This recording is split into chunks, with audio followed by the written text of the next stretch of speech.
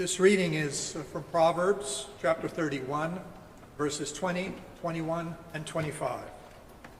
She opens her hand to the poor and reaches out her hands to the needy.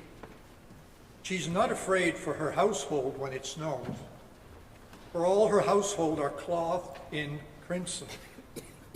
Strength and dignity are her clothing, and she laughs at the time to come.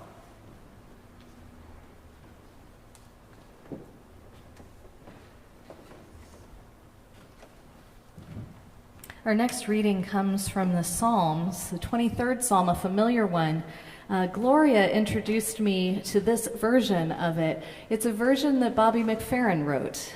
You can see the citation, and if you Google it, you can hear a beautiful musical rendition of this that maybe sometime our choir will sing for us.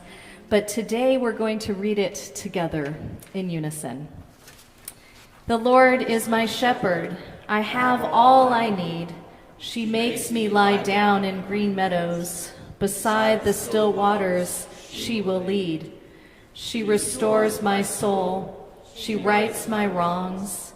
She leads me in a path of good things and fills my heart with songs.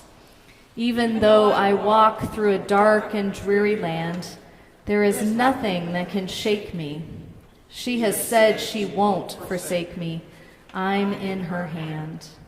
She sets a table before me in the presence of my foes. She anoints my head with oil, and my cup overflows. Surely, surely, goodness and kindness will follow me all the days of my life, and I will live in her house forever, forever, and ever. Glory be to our Mother and Daughter, and to the Holy of Holies, as it was in the beginning, is now, and ever shall be, world without end. Amen.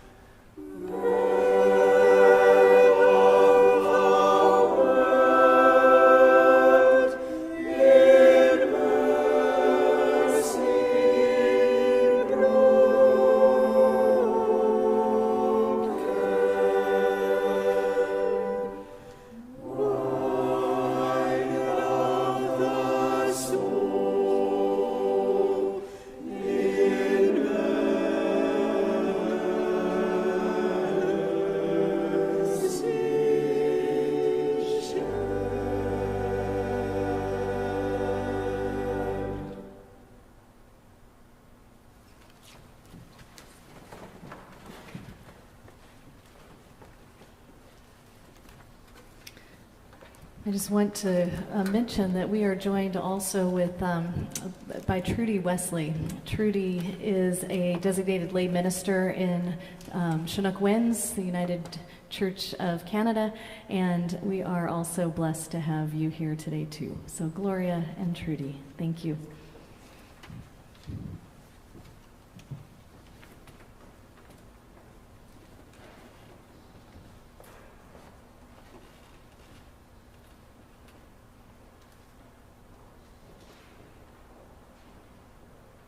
Morning.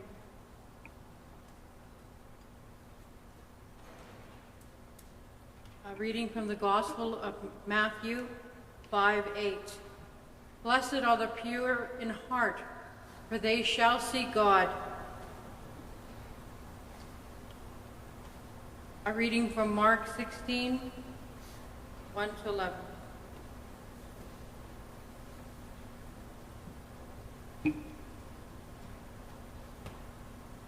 Now when the Sabbath was past, Mary Magdalene, Mary, the mother of James, and Salome bought spices that they might come and anoint him.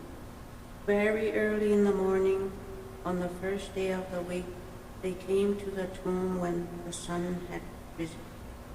Then they said among themselves, "Who will roll away the stone from the door of the tomb for us?" But when they looked up, they saw that the stone had been rolled away, for it was very large. And entering the tomb, they saw a young man clothed in a long white robe sitting on the right side, and they were alarmed. But he said to them, "Do not be alarmed. Seek Jesus of Nazareth, who was crucified. He is risen. He is not here, but see the place where they laid him. But go tell his disciples and Peter that he is going before you into Galilee. There you will see him, as he said to you." So they went out quickly and fled from the tomb, for they trembled and were amazed. And they said nothing to anyone, for they were afraid. And now when he rose early on the first day of the week, he appeared first to Mary Magdalene, out of whom he had cast 7 demons. She went and told those who had been with him, as they mourned and wept. And when they heard that he was alive and had been seen by her, they did not believe.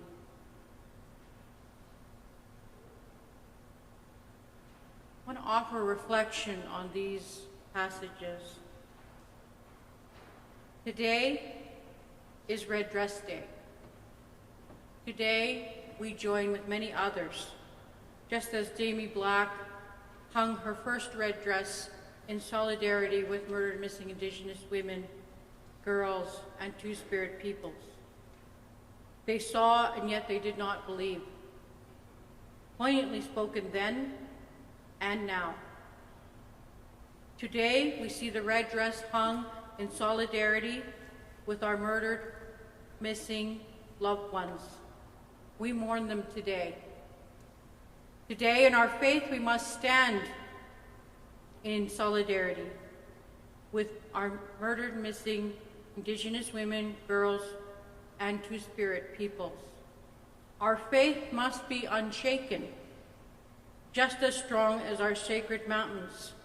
And yet we still must believe in God, in our unwavering faith in Jesus. He is risen. He is not here in the tomb. And so too, like our women, murdered, missing, deceased, we must have faith. We must say their names. We must seek justice for them. We must have a faith to remember and to reconcile, and also reflect and remember, but also respect what we as Indigenous peoples, what we do is important. Our murdered, missing Indigenous women, girls, Two-Spirit matter. Our tireless vigilance for them matters. To tie a ribbon, to make a murder missing Indigenous woman girl two-spirit pin or dress, do this in remembrance of me, light a candle, hold a vigil, go to a ceremony. We hold that sacred space.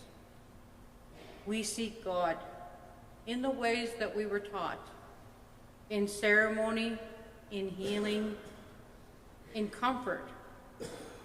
We do this to strengthen our faith and for that understanding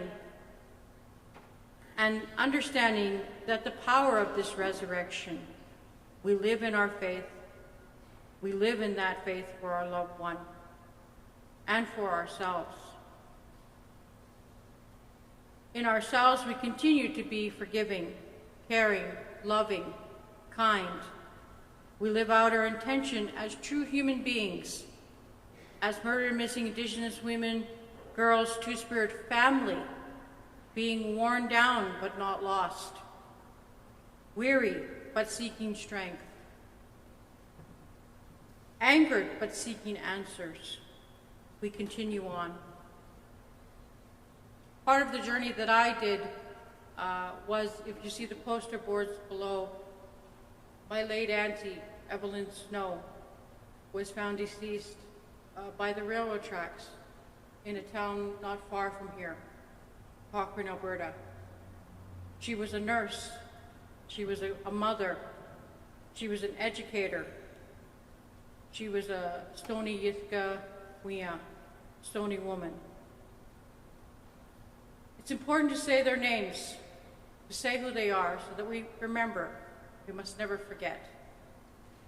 Misty Potts, and Alexis Nakoda, and Ina, a mother, a master's candidate, Brittany Bearspaw, Teresa Ryder, Keisha Poussette, treasured women in our community, Tina Fontaine, Cindy Gladjo, all exceptional women, all having experienced tragic circumstances. Remember to say their names. Reflect, to see the light of God, to see the light of our women, to never forget, to carry on with justice, so that these things never happen again. Respect the women, girls, our two-spirit peoples. Hear and know their story. Create awareness for murdered and missing Indigenous women, girls, two-spirit. Hold a vigil, light a candle, seek answers. Read the national inquiry into murdered, missing Indigenous women, girls, two-spirit. The 231 calls for justice. As we remember, I'll say a short prayer, and I'll ask my cousin Trudy again to do one short prayer for healing, because I think it's so important. I think it's important to remember this day, to have a visceral reminder of the dresses, to be here in community with our families, and to be together on this historic day, the Red Dress Day. Trudy will offer a prayer in our language.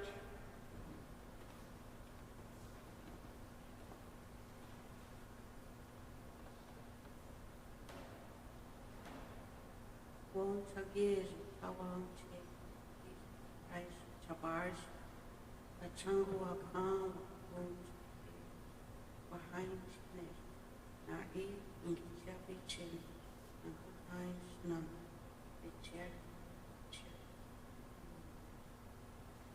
Nish very much.